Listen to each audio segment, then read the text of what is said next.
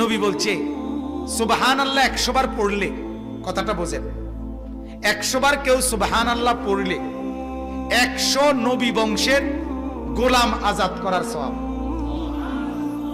আলহামদুলিল্লাহ 100 বার পড়লে আল্লাহর নবী বলেন 100 ঘোড়া আল্লাহর রাস্তায় যুদ্ধের জন্য দান করার সওয়াব।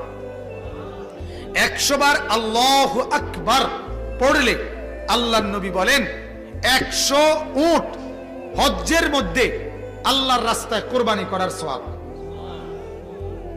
কয়টার সওয়াব কইলাম? সুবহানাল্লাহ, আলহামদুলিল্লাহ, আল্লাহু আকবার। এরপরে নবী বলেন 100 বার যে পড়বে লা ইলাহা ইল্লাল্লাহ, বলেন,